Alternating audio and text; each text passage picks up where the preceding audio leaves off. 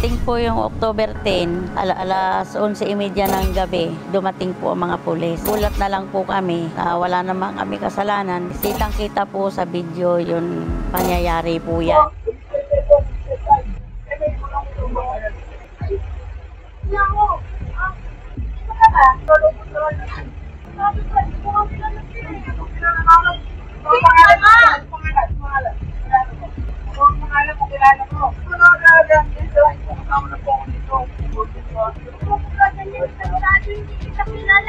Wala dito ginadala, ha? Ang mga magpunayan na walang mayakin yan. Ano yung naging proseso ninyo? Nagpa-issue ba kayo ng warrant? Hindi na po kami nagpa-issue ng search warrant. May ginawa ba kayo na pag-check doon sa sinasabing bata? May kasama ba siyang representative? Hindi na po namin nasama yung mga magulang kasi ang after namin dito is ma-recover yung motor. Nakikita ko naman yung mabilisan aksyon. Ang sa akin is yung pag-verify dito sa bata kasi minor de edad yan. Kaya nga po dumiretso na po kami doon para ma-validate. No, ang ibig sabihin ko dito, sir, bakit ka nagdala ng sandamakmak ng tao na hindi ka pa nagpapa-verify, hindi mo man lang pina-surveillance sa mga tao mo bago pumunta doon sa sinasabing lugar? Kung tutusin mo yung minor, very sensitive kapag kukuha ka ng information sa kanya kasi posible na-intimidate siya sa pulis. Hindi naman po namin in-intimidate yung bata eh. Kadami-dami ninyo, hawak-hawak po sa leeg ng isang pulis yung bata eh. Hindi mo ba naiintindihan na posible na makaapekto sa ibang tao ang kanyang maling pagtuturo? Basta yun po ang stand namin dyan. Okay, so ang sinasabi ninyo na wala kayong pagkakamali. Tama po ba, sir? Wala ko kaming mali. Ano po ang nangyari nung hating gabi ng October 11? Bakit kayo... Sir, sorry po. October 10 yan, 10, alright. 11:30. Okay. Sus, kaya ang gate na po namin pala, ipuno na ng pulis, puno na ng intel. Ngayon, lumapit pa rin ako. Sabi nito sa akin, huwag kang magbukas. Hindi, bubuksan ko. Binuksan ko naman po yung bahay, sa bahay namin, pero yung gate hindi po. Nanay, police taytay po kami. May nag-report sa amin na mayroon daw kayo dito mga 10 motor na karnap. Sabi ko, wala ho, sir. At saka kami lang dalawa. Magsasaka ho kami. Di ngayon, nanay, mayroon ako sa inyo ipapakilala. Kinuha nila po sa loob ng sasakyan. Sino daw yung ipapakilala? Ipinakilala sa akin yung bata. Pagdating ng bata, ang tawag agad sa akin, ante. Ito po bang bata, ito daw yung nagturo na yung bahay nyo ay lungga or parang tambakan ng mga karnap ng sasakyan? Sabi nila po, Oh, ayan sa'yo? po. Sino dyan yung bata yung naka-block? Yung naka-block. Nasa loob ng gate kayo yan, nanay? Opo. Hindi mo ba ako nakikilala, ante? Kasamahan ako ni Ryan. Ni Ryan, hindi ko naman kilala Kilala po rin. yun. Nung pumunta po ako kay Captain Mendoza, ang sabi po niya sa akin, nanay, wag na natin pahabain. Sabi ko, sir, hindi ho mahaba yun. Nagkatok sa amin, polis nyo. Kasi nanay, biglaan po yun yung nag-report sa amin. Nanay, may tatanungin lang ako. Sabi, biglaan ng report. Opo. Yung report ba, natanggap daw nila nung parehas na araw na yun? Yun ang hindi ko po alam, sir. Ngayon, ang sabi ko, bakit tapos sabi sa akin ni Captain Mendoza, ilabas ko daw si Rocky. Wala daw alam si Rocky dyan. O sila dadawat naman yung Rocky. Anong involvement daw ng Rocky? Hindi ko naman niya alam sa kanya kasi hindi ko pa sa niya sinasabi na... Pero kung iba may hinala. Sorry Pero lang, kung hinala ko siya? I would have to ask this. Kasi ang nirereklamo mo nung una si Rocky. Do you think ba si Rocky involved dito? Nandun po si Rocky. Mayroon po dyan nakataas ang tiyan. Si Rocky po Sa yun. CCTV? Sila mag-asawa Yes, ma'am. po Pero yan. ang tatanungin ko lang is ano po ang kinalaman niya? Yes. Kasi sila lang naman po silang kagalit namin. Wala naman po So iba. you're assuming, ma'am. Opo. Nanay. Okay, pero kailangan nating patunayan yan. Tapos sabi niya, ganito na lang, Nay. Papasukin nyo kami. Bakit po, sir? Titingnan namin yung location ninyo. Ay, hindi ko pinapasok. Kasi, nanay, kung umpisa pa lang mayroon bang pinakitang search warrant? Wala po, Kasi sir. bawal pumasok sa isang private property nang walang pinapresentang search warrant. Wala po, That sir. will be illegal. Wala Diba? po. So, wala Kahit silang- barangay po, wala silang nung dala po. tinanggihan mo yung pagpasok ng mga pulis, anong naging next scenario? Ngayon, nung nagpupumilit, sandali po, sir, tatawagan ko si Major Moises. Sino naman yun? Yung dating, ano sa Taytay. Tatawagan ko po kasi para alam po niya nga po papapasukin ko kayo. Nung nagsalita na po ako niyan, bigla sila nagpaalam sa akin. Nay, pasensya na sa abala. Oh, ganun na lang yun. Ganun na lang. Pero alam mo nanay, kanina narinig ko rin kasi sa sinabi mo sa mga anti-riot shield pa daw, Opo, Kate, saka opo. tapos naka high caliber na mga baril. Opo, parang sir. for us it's overkill na para lang silipin yung isa magdadal. Ilang pulis po ba yung mga yan? Siguro sabihin natin mga Ilan 5 yan? or may Ilan na civilian yan, nanay? Kasi yan lang po ang mga pulis na yan, sir. Ayun pa sa kay Rocky, Kasi kailangan Pati mga naka-civilian, pulis yan. Yung mga naka-shorts, pulis din po yan? Intel. Pero first time niyo bang mareklamo dahil sa karnap? May ganun bang issue before o wala naman? Wala po, magsasaka po kami. Anong naramdaman yun nung binisita kayo ng mga pulis? Sir, ma'am, sa totoo lang po, nung actual nakausap ko ang mga pulis, wala pa akong takot. Wala pa. Nung yung video ng CCTV, nakita kong dinudukot na yung Yung gate. yung gate namin, 2 beses pa dinukwang. Nandun na kayo, wala pa? Wala pa po, tulog ako. So talagang sinusubukan kayong pasukin? Opo. Forced entry, ganun. Ngayon, ang ano ko dyan, bakit kami pa?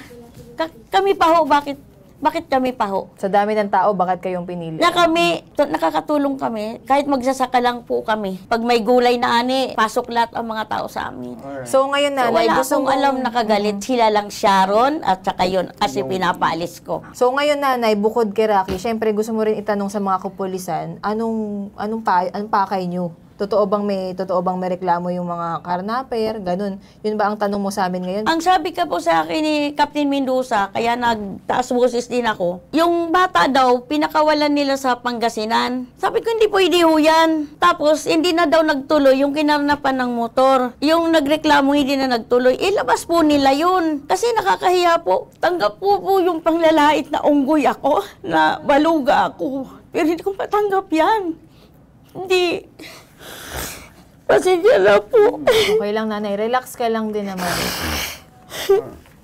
Siguro kausapin natin para lang at least kasi nakikinig siya kanina pa sa linya ng telepono. Para at least magkaliwanagan tayo dito kasi kami gusto rin namin malaman kung may connection din ba talaga yung kaaway mo dito sa nangyaring pagbisita ng mga armadong pulis. Sige, nasa kabilang linya ngayon makakausap natin si Rocky Lopez, yung inirereklamong kapitbahay. Magandang umaga sa iyo, Rocky. Ay, hindi ko alam yan, sir, kasi tulog po kami nung gabi na yon.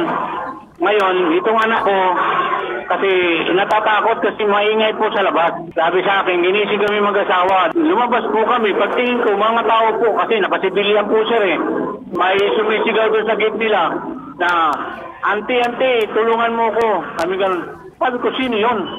Sabi ko, ay hindi ko naman po alam yung nangyari. Kaya wala po kung maano. Kasi ano pong alam ko kasi galing po kami sa tulog, sir. Nagulat lang po kami. Alright, so ang ibig sabihin mo, parang nakisilip ka lang or sabihin natin nakichismis ka lang sa nangyayari kasi kapitbahay ka. Ganon. Opo, nakatingin lang po kami kasi ginising po kami ng anak ko.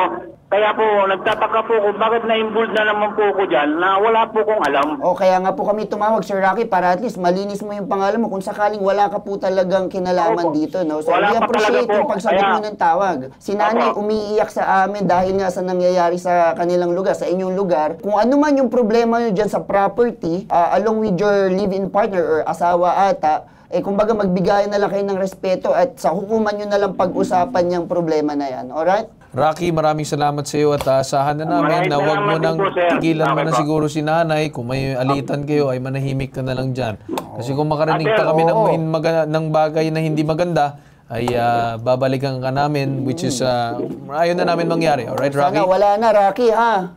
Okay, pangalawa na kasi to, Rocky. Baka may pumangatlo pa. Wag naman sana, ha? Sige, maraming salamat. Ngayon naman, kausapin na natin sa kabilang linya itong si Police Captain Arnulfo Mendoza, Deputy Chief ng Taytay Police Station. Magandang umaga po sa inyo, Captain. Captain, gusto ko lang matanong ano po ang nangyari dito. May turnover po ang barangay na bata, si Mark Bartolo, yung 17 years old, na di mo kinarnap yung motor ni Dante, disipulo. So, may victim po tayo dito ng karnaping. So, nung kinausap po natin tong bata, nagturo. Ang sabi po niya, yun, may 10 karnap na motor sa isang bahay. Then yung 3 pa niyang kasamaan, puro di baril. Kaya talagang nag-ano na kami na madamihan kami para advance naman tayo mga pulis. Alright. Hindi naman tayo maunahan. Ngayon naman sir, tatanungin ko lang sa inyo, no, Captain, na ano yung naging proseso ninyo? Agad ba kayong pumunta? Nagpa-issue ba kayo ng warrant na para mapuntahan yung bahay? Or may ginawa ba kayo na pag-check or pag-vet doon sa sinasabing bata kung saan nagsasabi siya ng totoo? May kasama ba siyang representative na makakatukoy na talaga kung may nagsasabi ng totoo yung bata? Kasi baka posible sir ay na-intimidate yung bata doon sa nangyari na kung saan puro kayo police. At syempre, bata pa lang, minor de edad. Wala ba nag-represent sa kanya na para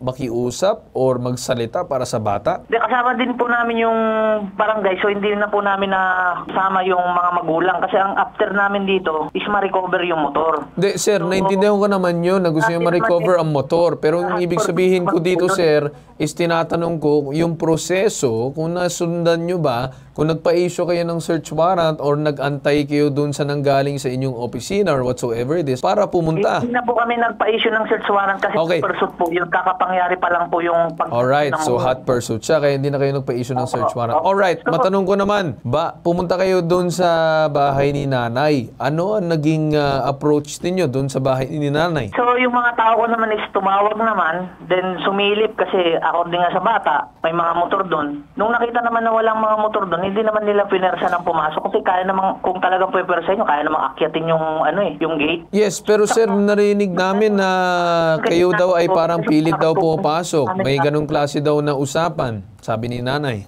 Hindi naman po yan pinersa kasi nakapadlock din naman po eh. Kahit wala pong padlock, hindi naman para pasukin yan ng tropa. Pag nung nakita naman na walang walang mga motor na nakabalandra doon, hindi naman na pinersa ng mga tao ko kasi parang nagsisinungaling na yung bata eh. Yes, pero ang ibig sabihin ko sir, hindi nyo ba dapat in-interrogate o inimbestigahan yung bata ng husto bago kayo pumunta sa lugar para i-check? Yun nga po ang sinabi ko na po sa inyo, yung hinahabol po natin yung mabilisang action. Hindi, sir, nakikita ko naman yung paghabol na mabilisan aksyon. Ang sa akin is yung pag-verify dito sa bata kasi minor de edad yan. Hindi nyo ba sir naiintindihan kung adult yan or of age, wala naman po problema. Pero minor de edad yan kasi yung minor de edad kapag na-intimidate na pressure, madali lang maggawa ng story yan, di ba po ba? Kaya nga po dumiretso na po kami doon para mabalidate. No, ang ibig sabihin ko dito sir, bakit ka nagdala ng sandamakmak ng tao na hindi ka pa nagpapa-verify, hindi mo man lang pinasurveillance sa mga tao mo bago pumunta doon sa sinasabing lugar? Basta yun po ang ang stand namin dyan. Kung may reklamo po si Nanay Rosie, diharapin na lang po namin sa korte. Okay, so ang sinasabi ninyo na wala kayong pagkakamali. Tama po ba, sir? Yung motor. Hindi. Sagutin mo lang ako ng diretso. So sinasabi niyo wala kayong mali. Wala ko kaming mali. So walang mali doon sa pagkuha ng minor de edad at diretsahan din nila doon na wala man lang pag-check, cross-examine, pag-aalam doon sa bata kung talagang alam niya. Or if not, kumuha ng representative from children's desk or whatsoever na posibleng makakuha ng representative para sa bata para hindi siya ma-intimidate sa mga pulis. Hindi naman po namin in-intimidate yung bata eh. Wala naman pong panahon. Hindi in-intimidate, sir. Kadami-dami ninyo. Hawak-hawak po sa leeg ng isang pulis yung bata eh. Hinawakan lang po pero hindi po tinakot yan. Hinawakan, hindi tinakot, pero nakahawak sa leeg. Isa po yung voluntary na nagtuturo eh. Di, siya nga voluntary nagtuturo, pero sir, hindi mo ba naiintindihan na posible na makaapekto sa ibang tao ang kanyang maling pagtuturo? Nasa trabaho ng ating kapulisan na alamin ang impormasyon kung ito ay tama o mali. Di ba po ba? Hindi dapat nasusugod ka agad na nanggaling impormasyon sa bata para lang habulin. Kasi ang nangyayari dito, sir, para nagmumukhang totoo ang sinasabi na kung saan ang mga pulis very conscious sa huli, statistics ng huli, pero hindi conscious kung ano ang dapat sundin na proseso. Di ba po ba? Ang inaano nga natin, sir, yung pag-recover. Oo nga. Sir, paulit-ulit tayo sa pag-recover. Recover yung Ang tinatanong ko, yung proseso Ay, ng nako. pagtanong doon sa mismong bata or sa asset or informant or complainant or whatsoever it is para alamin kung talagang totoo ang kanyang sinasabi bago dalhin doon sa lugar. Oo, hindi yung sugod ng sugod, Kap. Kasi tigam nyo, nagamit kayo nung bata. Ang ending, wala naman pala talaga. Nagdulot pa kayo ng takot dito sa mag-asawang senior citizen na magsasaka. paano po ba talaga yung proseso nyo? Ganun po ba talaga kapag may nagsumbong lang, kesyo minor yan, adult yan, diretso sugod na po ba kagad? Diniretso po namin yun. Oo, so kasi doon yung nakikita Sir, namin Captain, problema. hindi ba po ba dapat may proseso tayong sinusunod na para alamin lang kung talaga bang valid ang information bago tayo pumunta sa isang lugar? It can seem as possible harassment and intimidation dun sa kabilang panig. Di ba po ba? Wala po akong nakikitang harassment doon. Ganun. Kung ganyan pala yung ugali ng ating kapulisan na hindi sumusunod sa proseso, then napaka walang kwenta ng mga ganong klaseng estilo. Di ba po ba, Captain? Ha? Ngayon, kung wala naman pong nakitang motor doon, hindi naman po pumersa yung mga Sir, natin. naiintindihan ko. Ang sinasabi ko, tama ba yung pag-handle ninyo doon sa minor de edad? Yun yung sir, yung focus ko, hindi naman doon sa karnaping. Kung meron, wala naman akong problema eh. Actually, kung tutusin mo yung minor, very sensitive kapag kukuha ka ng information sa kanya kasi posible na-intimidate siya sa police at nagsabi na lang para makawala na siya. Hindi nyo ba naisip yun? Wala nga po yung magulang that time. Sir, sinasabi ko ba yung mismong magulang na dapat kailangan yung kunin? Hindi pa pwede may pumunta na taga CSWD or possible social welfare May para kasama ba tumayo silang na barangay? representative para doon sa bata? Oh, wala naman palang. Barangay. Wala daw. Walang Captain, kasamang wala barangay. daw. Barangay po ang nag-turnover dyan. Barangay ang nag-turnover sa inyo, pero Kasama, hindi nyo man oo. lang verify kung talaga bang tama ang sinasabi ng bata, saka lang na lang kayo sumugod dahil quote-unquote hot pursuit, ika nga ang sabi mo. Di ba? At po. Opo. Okay, sige, ganito na lang. Kausapin muna namin ang aming abogado kung ano ba dapat ang sinasabi natin na proseso tungkol dito. Magandang umaga po sa inyo, Attorney Badas. Sige, magandang umaga. Maraming salamat din po. Hindi, magstay ka lang Magandang sa muna. line. Huwag ka muna bubaba. Binaba ang Binaba yung telepono, sir.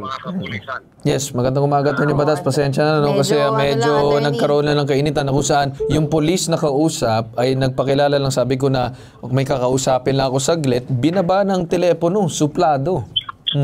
Nag-thank you na lang daw, kaya wala daw siya pagkakamali, Attorney. Ano po sa tingin ninyo dito? Sa tingin ko po, hindi lang po suplado, may tinatago.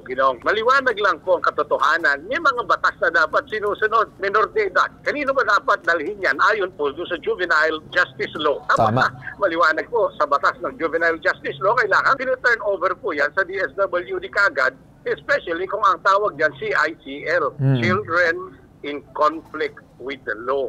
Hindi po pwede na ang kapulisan ang hahawak sa mga child offenders o child in conflict with the law at pagkatapos gagamitin nilang testigo na walang intervention ang Department of Social Welfare and Development sa pamamagitan ng municipal social worker sa kanilang bayan o sa kanilang lungsod. Ginawang Cartulfo, violation number 1. Yan po yung katotohanan. Paglabag sa Republic Act 9344 o yung Juvenile Justice Law. Paglabag din po yan sa Republic Act 7610, abuso kontra kabataan. Bakit po abuso kontra kabataan ang ginawa ng mga kapulisan? Dito po sa sitwasyong nakalahad, maliwanag po may mga karapatan ng kabataan, hindi sila po pwedeng kakalantariin, kakaladkarin o kung saan-saan man dadalhin ng kahit na sino man nang walang kaukulang kautusan ng Tama. DSWD o di kaya ang mga hukuman. Lagi po ang tawag po riyan, the paramount interest of the law is always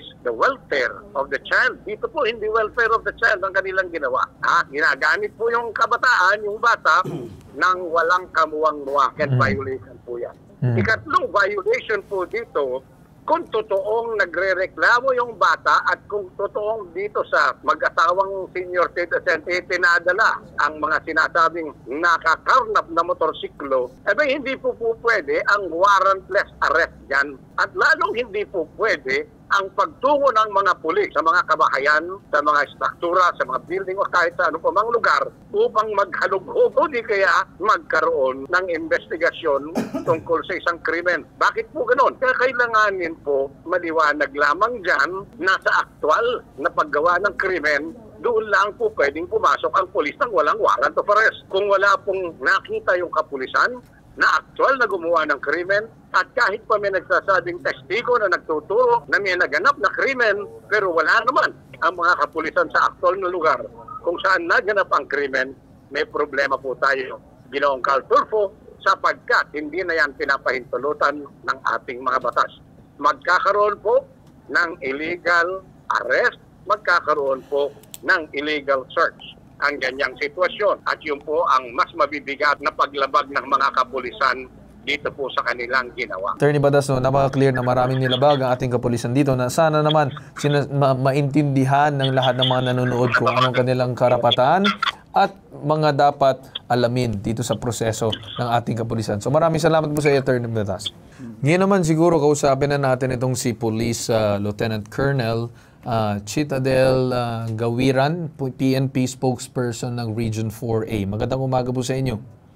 Yes po, sir. Pagdating po sa mga minors ay hindi po natin basta-basta pwedeng basta dalhin po sila sa mga ganung sitwasyon. Correct. Without the assistance from the DSWD. So sir, since ang nireklamo po ay Taytay Police, i-endorse po natin sir sa provincial office po. So siguro sir, kukontakin ko po si PD po, si Police Colonel Maragon at para po ma-assist po tayo ng investigation section ng Police Provincial Office ng Rizal para po makita po kung ano po ba ang buong kwento at ano po ba yung nangyari at para po ma-investigahan po natin kung merong pong paglabag yung pong ating pong mga Taytay Police regarding po dito sa insidente ito. Ayaw po natin na mag-create tayo ng fear at we make sure na hindi po natin nababiolate yung human rights sa ating mga kababayan pagdating po sa ganito. So, yes sir,